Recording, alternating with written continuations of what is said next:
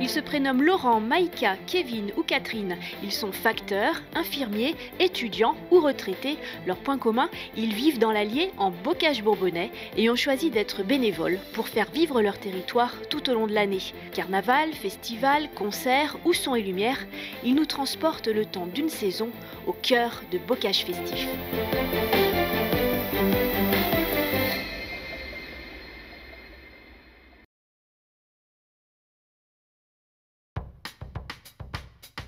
Après le château de Bourbon-l'Archambault, c'est celui de Logère qui s'est mis sur son 31. Une demeure transmise de génération en génération, dont Agnès de Châtel-Perron est propriétaire. Voilà 13 ans qu'elle y organise chaque année un somptueux son et lumière. À ses côtés, ses filles Inès et Aliénor et ses gendres Loïc et Antoine, et même son petit-fils Augustin, prêt à reprendre le flambeau. Et ici, à Logère, voisins, bénévoles, amis, tout le monde fait partie de la famille. Et du monde, il en faut pour organiser chaque année ce formidable bond en arrière. Plus de 400 ans d'histoire reconstitués en 2 soirées. Et aujourd'hui, c'est jour de répétition et surtout d'essayage. Vous allez pouvoir choisir vos costumes correspondants. D'accord. Et on va vous donner toutes les indications. À l'étage, chacun s'active pour trouver un costume qui lui correspond. Il y a en tout 14 tableaux, 14 scènes à jouer, du Moyen-Âge aux années folles, de Jeanne d'Arc à Coco Chanel. Les habits doivent pouvoir s'enfiler facilement, Béatrice le sait. Elle était déjà figurante l'année dernière. Une belle découverte pour cette Toulousaine installée depuis peu dans la région. Aujourd'hui, je cherche dans une ambiance festive un costume joli, mais surtout où je puisse rentrer confortablement pour pouvoir me changer facilement et rapidement entre 2 scènes. Et aux côtés de Béatrice, sa nièce Inaya, venue exprès de Saône-et-Loire. Alors tu te sens bien dans cette tenue? Oui. Regarde, elle te va, c'est vrai? Elle te va parfaitement, je crois qu'elle est faite pour toi. Parmi les bénévoles croisés dans les vestiaires, nous retrouvons Catherine et ses amis du comité des fêtes d'Igrande.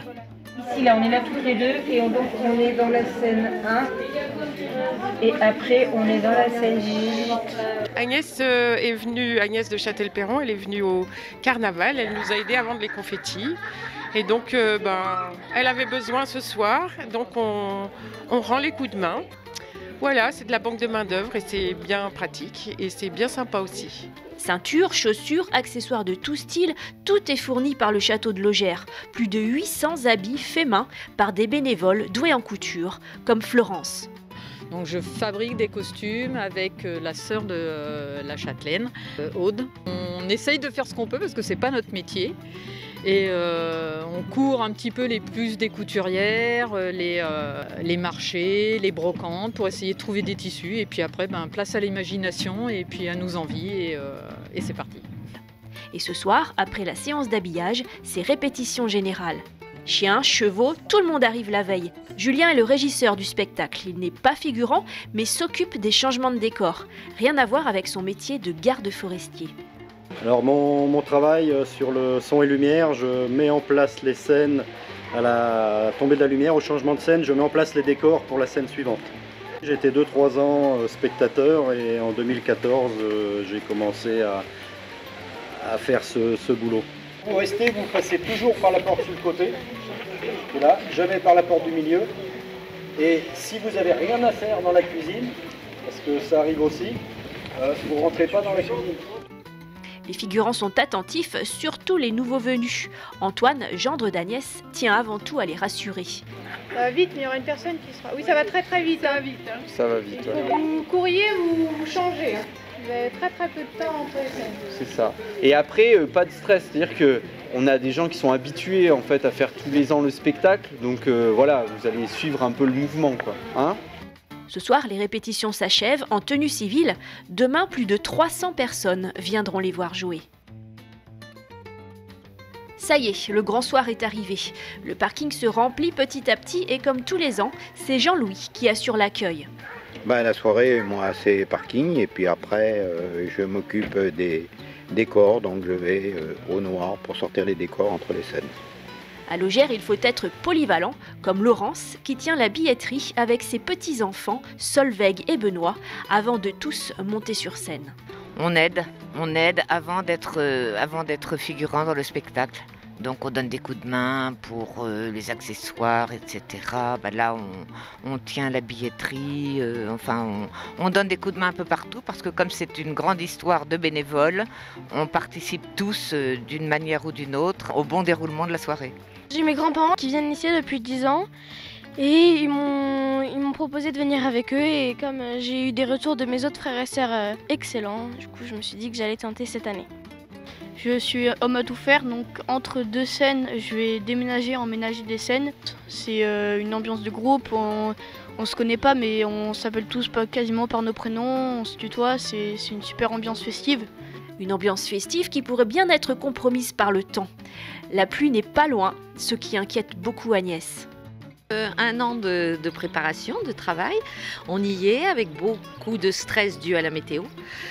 Parce que bon, le spectacle, il y a toujours du stress, mais bon, il y a beaucoup de choses qu'on arrive à connaître maintenant. Mais la météo, ça, on ne peut pas gérer. Et cette année, c'est un gros problème.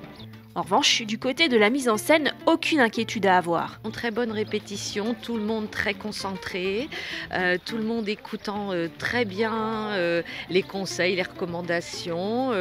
On n'a pas eu besoin de refaire une scène, tout a coulé de source, donc j'espère que ce soir sera pareil. Et comme tous les ans, malgré le temps, le public a répondu présent. De nombreux habitués venus avec leur propre siège et des petits nouveaux comme Catherine, ravis de découvrir les lieux de l'intérieur.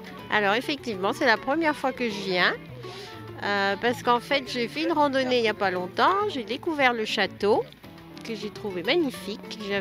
On avait le droit de visiter un petit peu l'intérieur aussi. Et du coup, quand j'ai vu qu'il y avait le spectacle, que je voyais depuis des années, mais j'étais jamais venue encore. Voilà, donc j'ai décidé cette année de faire le pas. J'ai vu que c'était des bénévoles, plus de 200 bénévoles, on a vu là sur le petit papier, qui viennent de toute la France. C'est épatant. Et avant l'effort, le réconfort, chacun est invité à pique-niquer à la bonne franquette dans un décor féerique. Solveig a eu le temps d'enfiler ses habits, plus que quelques minutes à attendre. Ouais. Antoine en profite pour faire un dernier point avec les équipes. Nous, ce qu'on va faire, donc moi je serai ici au costume, Inès ce sera aux accessoires, pardon. Inès ce sera à l'entrée, Julien est dans le château.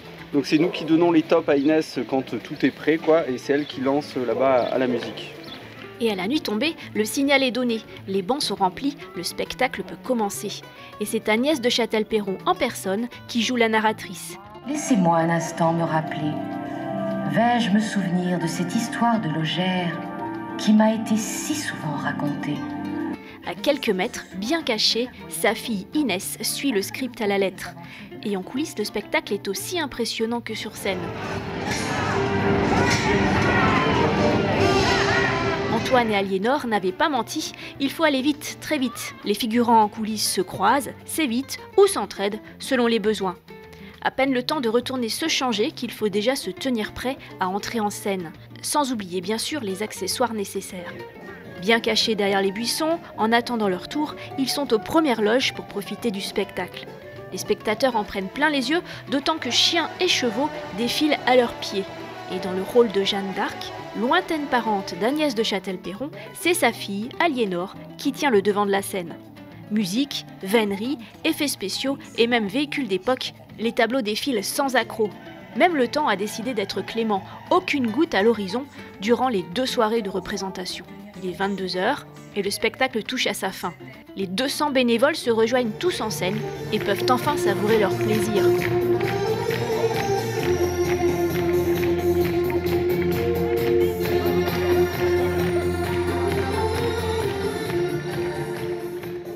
En tout, ce sont 600 personnes qui ont fait le déplacement pour assister au son et lumière de Logère sur 2 jours de représentation.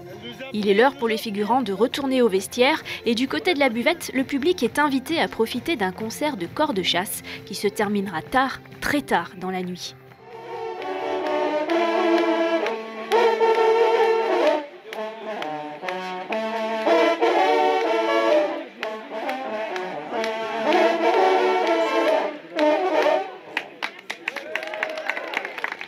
Le lendemain, les vieilles pierres semblent encore résonner des musiques de la veille. Pourtant, il faut bien retourner à la réalité. Dans les allées du château, l'effervescence de la veille s'en est allée. Chacun repart à ses activités en pensant au prochain spectacle. Voilà, ils s'en vont petit à petit, ce qui a un côté très triste. Voilà, bon, la fête est finie, et ils repartent, ils regagnent voilà, leur région, leur maison. Mais bon, c'est comme ça. Il y aura peut-être une autre fois, on les retrouve. Il est l'heure de trier, ranger et bien sûr nettoyer tous les costumes portés hier soir. D'autant que le château reste ouvert à la visite jusqu'en octobre. Heureusement, Agnès peut encore compter sur de fidèles bénévoles comme Clara, qui pense déjà au spectacle de l'année prochaine. Il faut tout ranger, enlever toutes les chaises, toutes les buvettes, tout rendre et surtout ranger tous les costumes. Et puis venez nous rejoindre l'année prochaine. Tout se passera très bien, on vous accueillera les bras ouverts. Et si Bocage Festif quitte le château de Logère, c'est maintenant à Bourbon-l'Archambault qu'il va prendre ses marques à l'occasion du festival Gobas, un événement initié par une bande d'adolescents qui ont entraîné avec eux leurs parents dans l'aventure.